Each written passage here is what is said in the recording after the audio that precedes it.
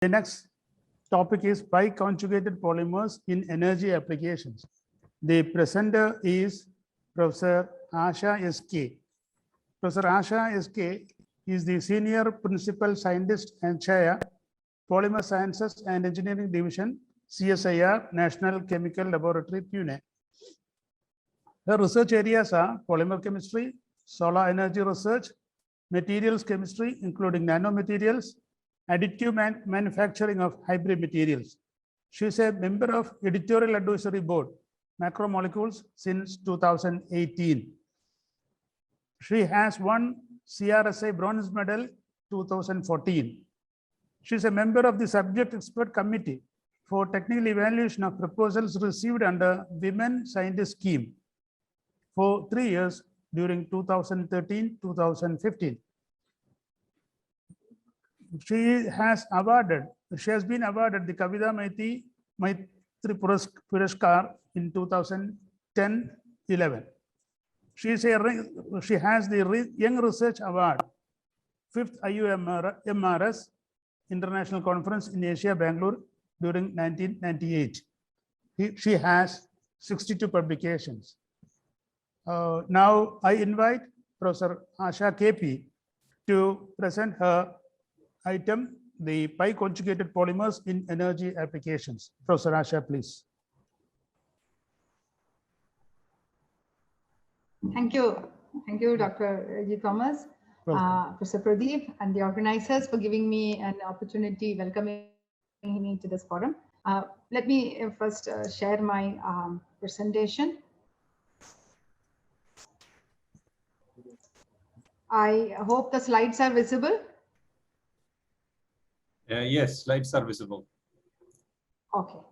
Okay. So thank you so much. I'll get started with the presentation.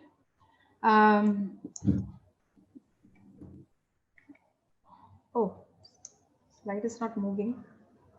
I hope I don't have to say. Okay, fine. Yes. This is a quick summary of the research activities that is going on in my group.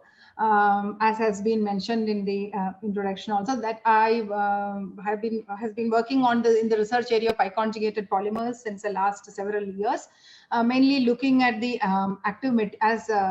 these pi-conjugated materials as active materials for solar cells, photovoltaic applications, etc.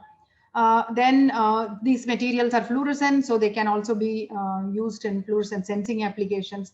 And basically, I am a polymer chemist by training, so we design monomers and then accordingly polymers. Chiral polymers we can design, and then look at the enantiomeric separation of materials also using these type of polymers.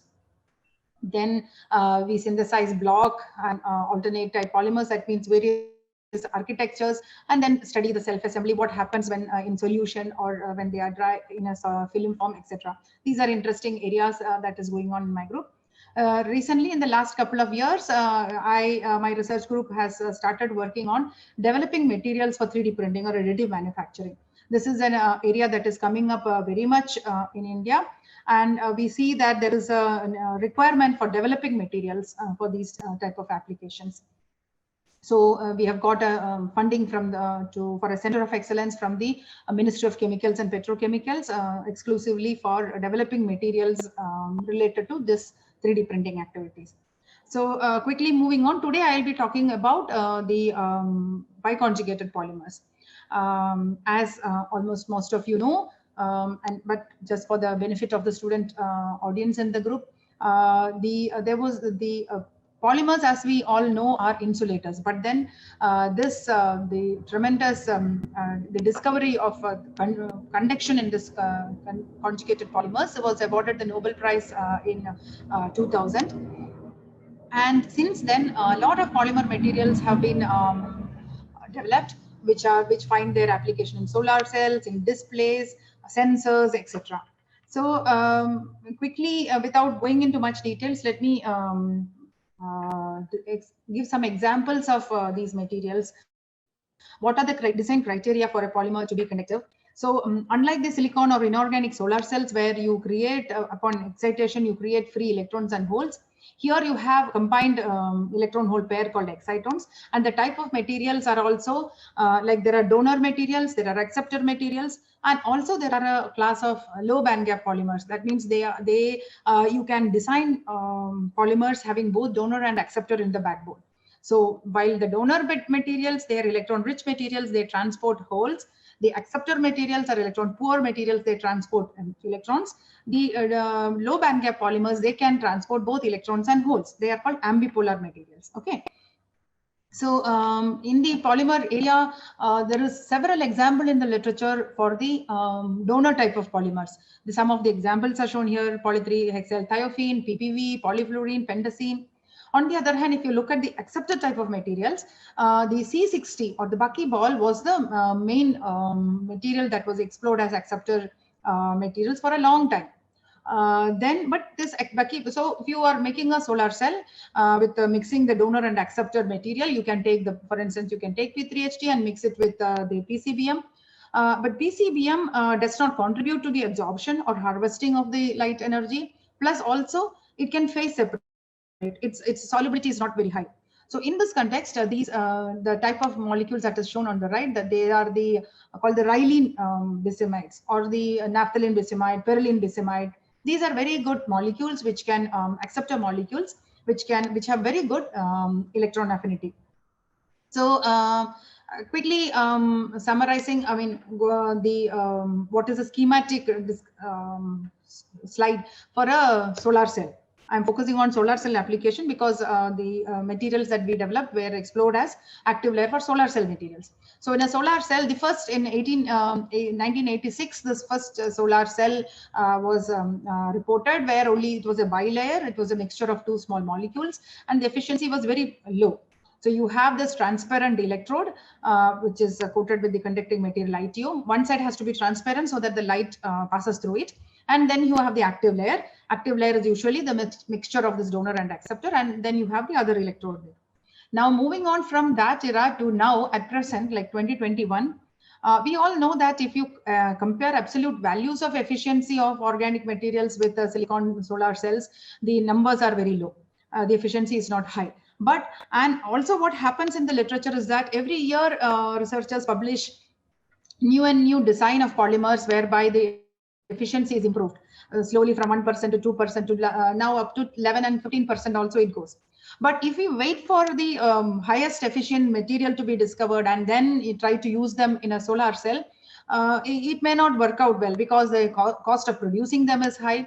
So what this research group somewhere in like 2014 they tried was that in Spain, they just took P3HT that is commercially available and they mixed it with PCBM. So the P3HT PCBM solar cell has been studied very well, and the efficiencies in lab level or a slightly bigger level, etc., also has been very well established. So they took that solar cell and then they made it into roll. The advantage of one of the biggest advantage of the polymer based materials you should realize is that they are very flexible and you can make them roll to roll. So what they did was they printed these roll-to-roll solar cells and put them up as a example in a large field area.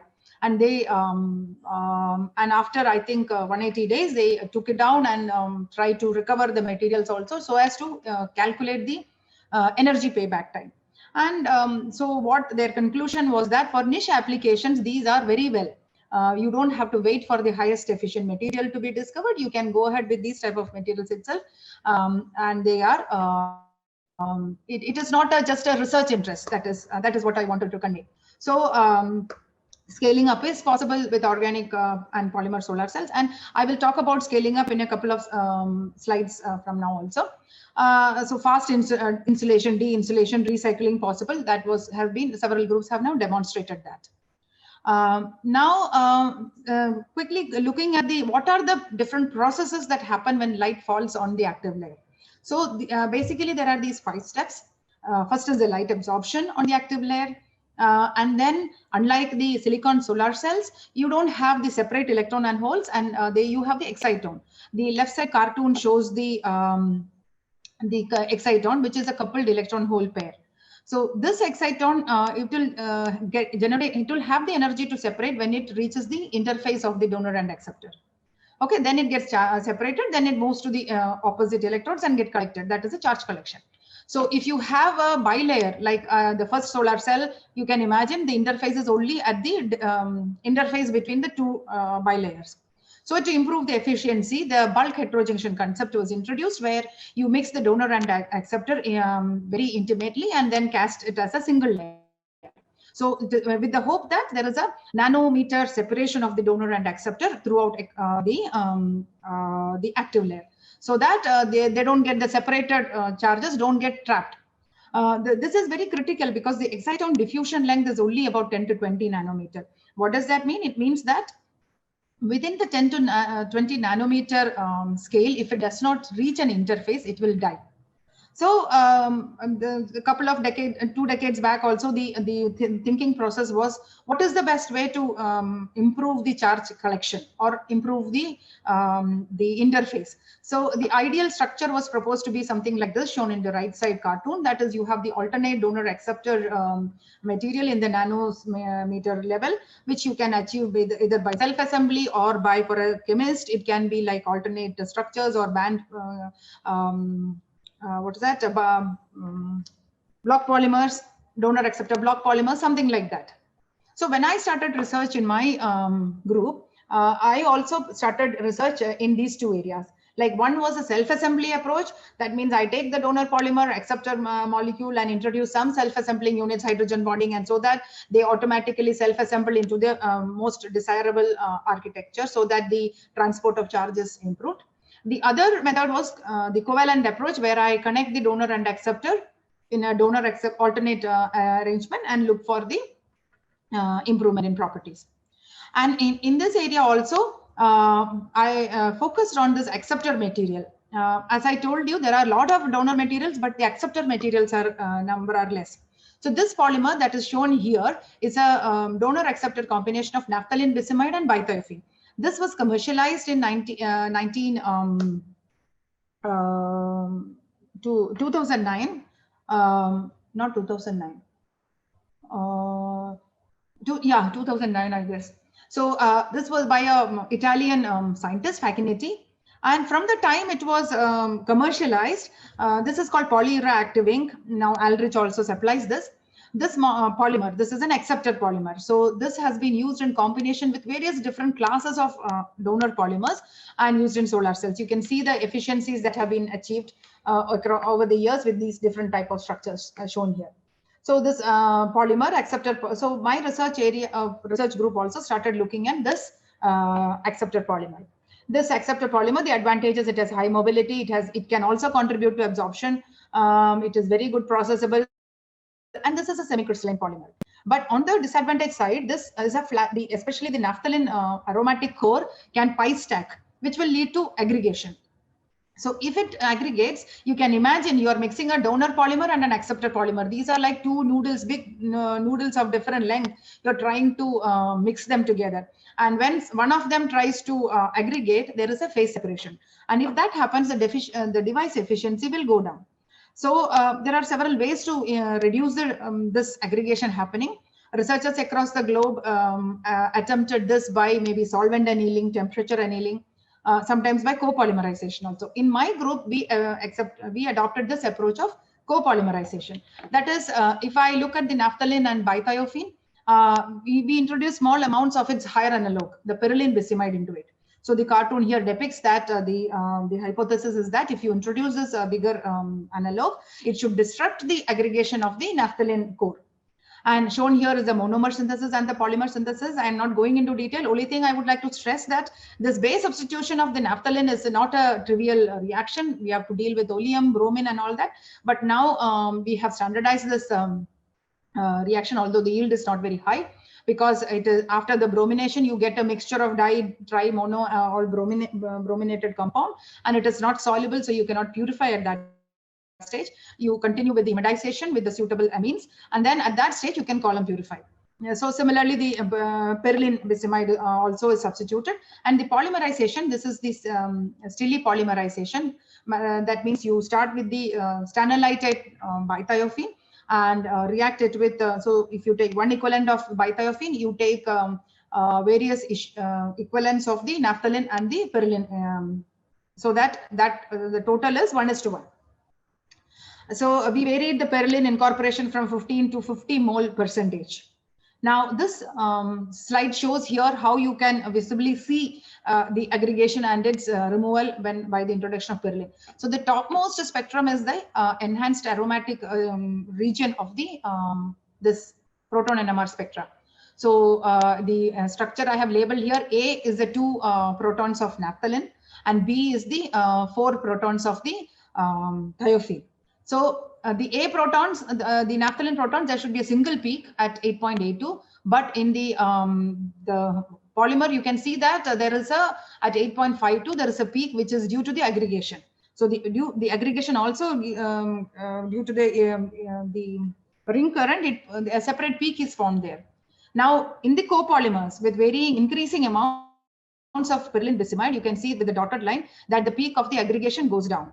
And the other peak that you see is due to the perilene incorporation. So the hypothesis that by introducing a higher analog, the aggregation of naphthalene can be disrupted was proved. Now we used this polymer, the naphthalene and bithiophene as a reference polymer, and the 3 copolymers as active layers in a solar cell by mixing it with this PTB7TH as the donor polymer. This is a commercially available polymer. So the solar cells were fabricated. And this device fabrication was done in NPL Delhi. So now, without going into much detail, let me conclude this saying that while the reference, that is the naphthalene and the bithiophene, this device efficiency was around 3%, we see an increasing efficiency with increasing amounts of perilene. And for the 30 mole % incorporation of perilene, we get an device efficiency of 5%.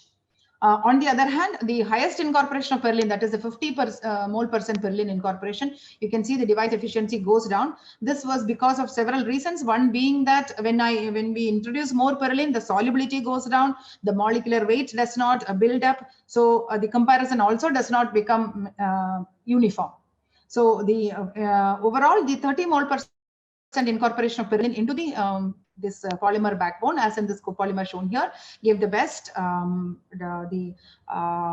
solar power conversion efficiency in the solar cell.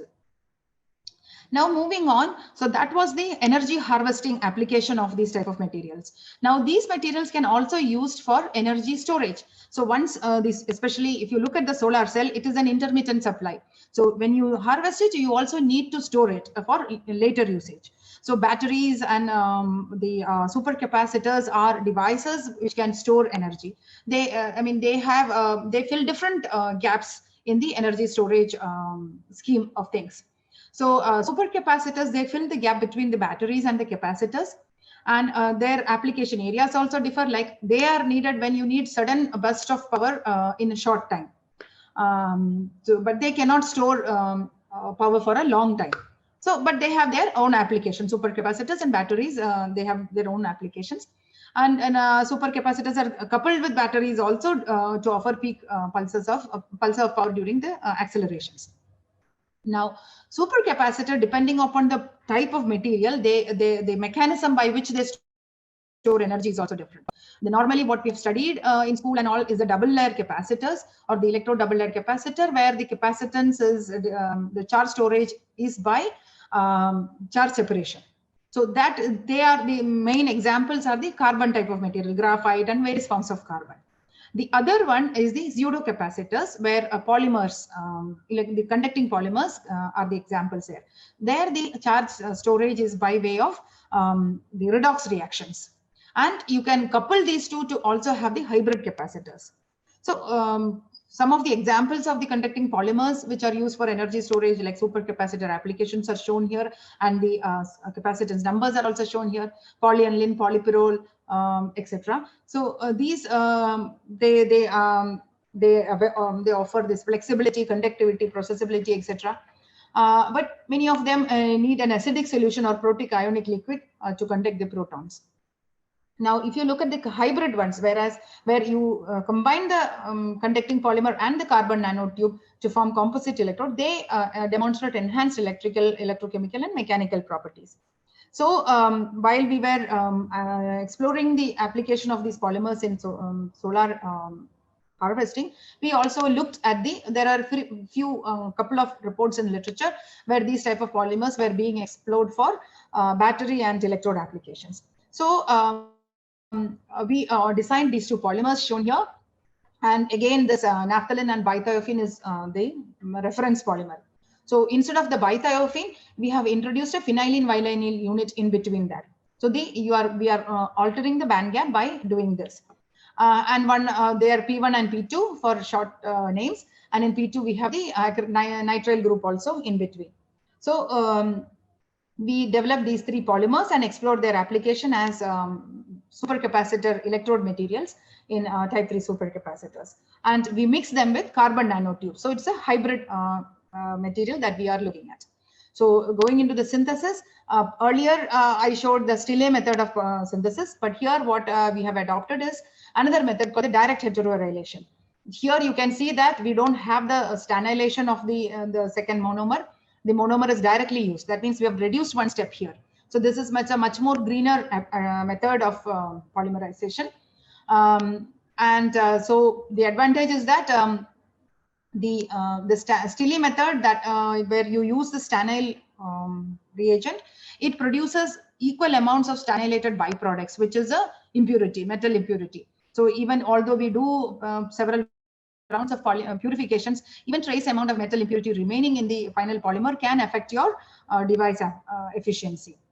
So this is a busy slide. So what what I'm trying to show here is that we have made the polymer CNT and made the hybrid, the composite material by simple mixing and evaporation.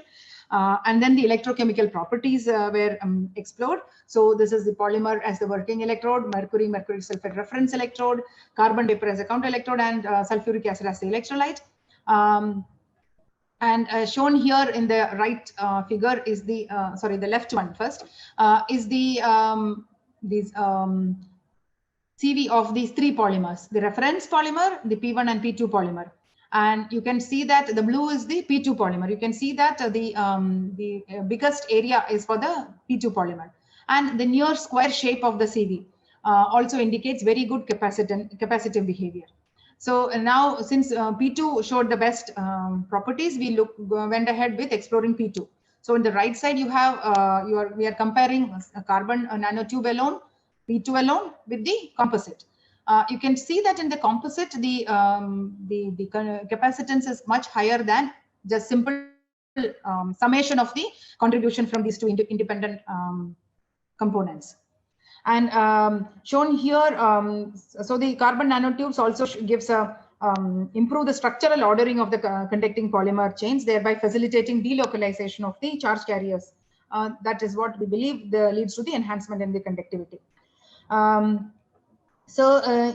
here on the left side is the galvanostatic charge discharge characteristic of the three polymers. Here also you can see that P2 is the best performer. So typically, if this is a triangular geometry, it should suggest that it is mostly by the electrochemical double layer behavior. But the slight deviation from that suggests that there is a pseudocapacitive contribution also. And we explored the stability over several cycles, like 5,000 cycles here. And you can see that the P2 retains almost 100% of the initial capacitance. And these were explored in the flexible devices. And also shown here is the material, the electrode material used to light up a red LED. So basically, these values are the 124 farad per gram and comparable, reasonable numbers, not very high, but reasonable numbers with these type of materials. And this is the first time that this type of materials have been used for these type of supercapacitor electrode material applications. Now moving on, what I tried to convey in the beginning itself is that when will the application of these materials become more universal? It will become more universal if the availability is more. And the problem with the availability is that the polymers, unlike a small molecule, wherever it is made, whenever it is made, you can purify it to the same extent, molecular weight is same. But polymer, each time you make, the molecular weight can be different, the dispersity can be different, which all affects its device application, whichever device you're trying. So ideally, batch to batch variation should be minimized. The normal method of synthesis in our laboratories or even in scale up, the traditional method of the batch process, especially for polymers, will not result in such a narrow control of the molecular weights. So this is where the flow process comes in. This flow synthesis has been very much now adopted for small molecule synthesis, but for the polymers, especially conducting polymers, conjugated polymers, slowly a couple of reports are being, are appearing in the literature. So we also tried to adopt this in collaboration with the chemical engineering group in polymer in NCL. This, especially the same polymer we have taken, because this is a well accepted, commercialized, accepted polymer. We thought, let us compare the synthesis of this polymer, scale up of this using the traditional Stille method by both the batch and flow process. So usually in the flow process, the two monomers are taken and pumped together, and then it mixes in this this one coil, and the reaction happens. The advantage of the continuous flow synthesis is that the heat dissipation is uniform. There are no hot spots in the reaction, and as soon as the product is formed, it is carried along forward. Whereas in a batch process, the product also remains in contact with the reacted materials, and chances of side products formation are also more. So these things can be avoided in a continuous flow synthesis. In here also, we did one more thing. As I mentioned, there is a Stille as well as a DHAP method. DHAP is a direct heteroarylation. So Stille, as I mentioned, it develops, it requires the stanylated reagent. And also it produces equal amounts of stanylated byproducts, which is industry may not prefer to adopt that method for scaling up. On the other hand, the direct heteroarylation, you do not require the stannylation extra step. So directly the dibromide can be reacted with the activated this proton containing other reagent, and then the polymerization can happen. So it is less toxic. But there are the challenges comes there when you try to do the DHAP in a flow process. In a, for instance, we did both the Stille as well as the DHAP in batch process and also by flow process. The DHAP, this Stille process scaling up by the flow was not a problem at all, because we mix the reagents. It's a homogeneous mixture. You take it in syringe and you pass it through the this coil, which is immersed in the oil bath at some specified temperature. Every parameter is controlled. But on the other hand, for the direct heteroarylation, this is a heterogeneous reaction mixture. There is potassium carbonate, there is base there, which is not soluble in the solvent that you're taking. So it is impossible to pump a solid mixture into through a tube like that.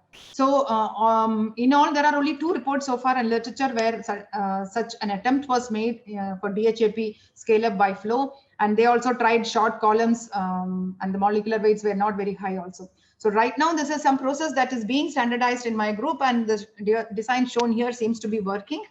Quickly summarizing the ongoing research in that area. So the same polymer by Stille polymerization, that is the red circle shown there, and the DHAP process, the green circle. And we also designed a new approach to make the same polymer.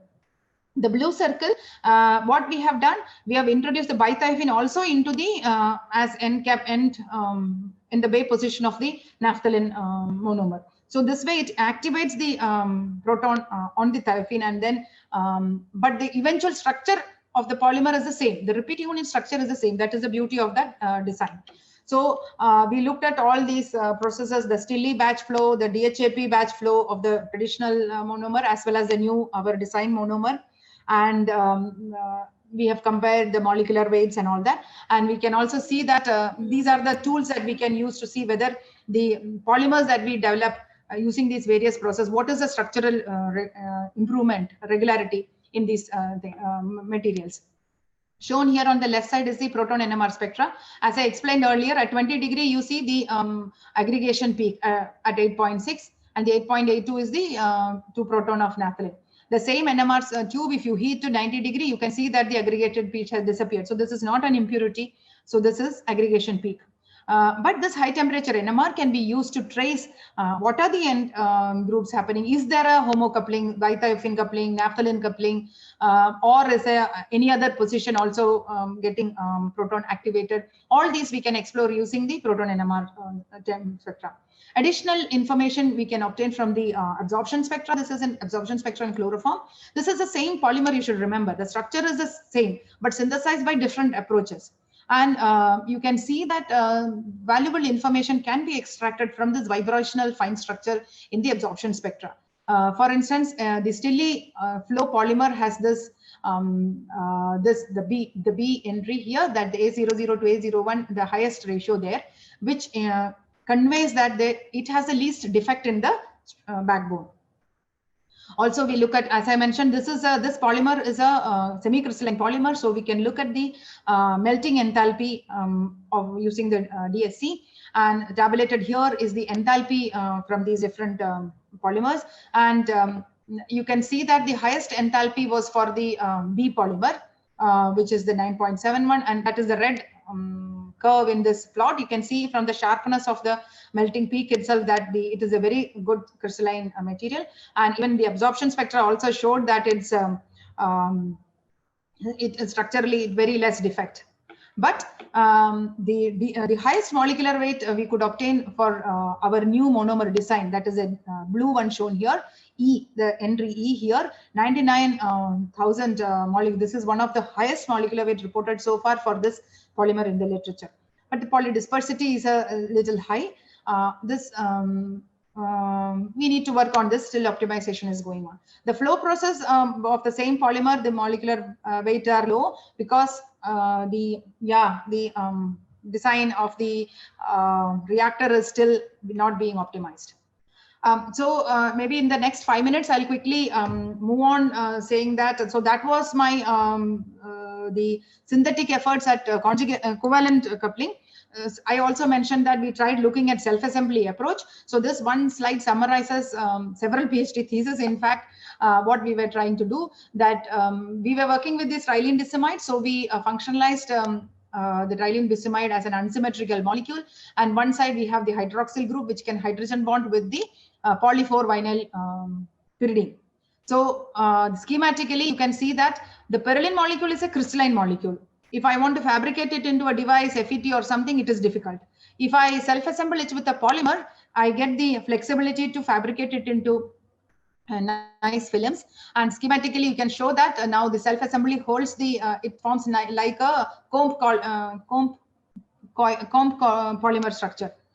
And these are the various, the XRD, the absorption spectra, and the TEM beautifully shows that if you take these independently, the polymer or the small molecule, they don't have any particular morphology. But after the self-assembly, you can see these bright and dark alternating lines, which are the, and the dark line, which is the perylene molecule, which we have stained with iodine. So they are nicely organized. And the proof of the self-assembly comes from the mobility measurements. If I measure the mobility of the starting perylene molecule alone, it is in the order of 10⁻⁷. But after the self-assembly, you can see that it has improved several orders to 10⁻�3. So we tried various combinations of this, like with donor acceptor self-assembly, donor block polymer. Those things are not included here. But this is also something which we were exploring on. I'll just summarize 1 or 2 slides on the research activities that we are trying for the additive manufacturing. So the additive manufacturing is something like 3D printing. You can make your object, desired object in the 3-dimensional space. So, so as I mentioned, we got this funding from the ministry for a dedicated lab for developing these materials. And in this center of excellence, we have colleagues who look at develop various types of materials. For instance, in my group, we develop photopolymeric materials. So in the previous slide, I've tried to show that there are several ways in which 3D printing can be done. One is the vat polymerization, where photopolymers or liquid monomers are converted into solid. Then there is the extrusion method, where polymer in the form of a film is extruded and then printed layer by layer. Then there is a bioprinting also. So in this Center of Excellence at CSIR NCL, we have experts developing all types of materials. the liquid materials, the extrusion-based materials, the biopolymers also we develop. This is something that is in my group we have been trying, that we have developed these UV curable resin formulations and printed these type of structures. We are also trying to develop these composite form resin materials, so that whether magnetic materials can be 3D printed, something like that. Yeah, this is some research. I think my time is running up. So these are some PLA-based polymeric resin materials, and this is, so we are also trying to develop materials which will glow in the dark. So toys. So these type of materials can be used for 3D printing toy materials. This is also like amino acid based 3D print materials. So these are biodegradable. These are some glimpses of something that is going on currently in my group. Yeah, thank you. I hope I kept my time. Of course, you have kept your time, even though you have started late, because in the earlier lecture, we had to have some 5 more minutes. But now you have kept your time. Thank you very much. But at the same time, now it is open for discussion. Okay. Anybody? Thank you, ma'am. Excellent piece of work, ma'am. I was actually Thank you. wondering, because you have utilized the same kind of material initially for bulk heterojunction solar cell, then for supercapacitors, and finally for doing the self-assembly. So actually, at the same time, you are utilizing for 3 applications. So my question is regarding the first part of your presentation, that is the bulk heterojunction solar cell. Because in your slides, whatever the results you have published shown the maximum efficiency up to 5%. And all of us know that playing the efficiency in solar cell is a difficult task. So what was the criteria you have chosen for synthesizing the materials? And did you work any other materials for as a donor or acceptor? And what was the criteria you have selected for choosing the material for as a donor or acceptor? Okay, so actually, if it is a dedicated research group having both the synthesis facility as well as the device fabrication facility, then one can actually go into just develop only one type of material and then go into optimizing the device fabrication condition also. So the solar cell measurements that I have shown, which was done in NPL Delhi, if the same measurement is done in somewhere else with a different device configuration, some other numbers also might be there. So still optimization is, so much optimization can still be done, playing around with the solvent from which it is deposited, the type of the device, top contact, bottom contact, so many configurations are also there, which of course, when we submit a sample somewhere, they also have several samples coming from so many places. So they will also quickly do some measurements. So it unless it is a dedicated center where the focus is to develop materials and get the highest device efficiency, I think it can be frustrating actually research in this area, because we develop a lot of materials, getting the measurement done, and then to our satisfaction is quite a little bit difficult. I can go on synthesizing a lot of material, fine-tuning the structure, but eventually the device also has to be tested out under the best device conditions. Only then we can say that, okay, this is the material development direction that one should take. So that is not so, I mean, so much happening, honestly. So although there are several network projects, several government initiatives also, that's something, because synthetically there are a lot of groups developing a lot of materials, but one has to focus on fix one type of material and focus research only on that, and instead finally, of making so many. Yeah, device fabrication is the most important. Yes. Yeah. So once you fabricate the device, the numbers may change. That is why I asked. Okay, and have you tried the inverted solar cell for the bulk heterojunction? Inverted? No. Only that. Thank you, ma'am. Thank you very much. Thank you. Ma'am, I myself was very much interested, because in my house I have a connectivity of solar cell with 1 kVA. that is off grid. Then later, now for last 3 years, I have on grid 3 kW installation, solar. So what I was thinking, because the cost of this solar is still establishment, because of course, you know, the silicon panels is very high, very costly. Of course, I was happy that you are finding out other polymers also for this as a substitute. So if there is any more discussion, any more question, query? So thank you, ma'am. And one thing we have a memento in honor of you. Please accept this virtually, and of course, it will reach your destination. Thank you very much. Thank you.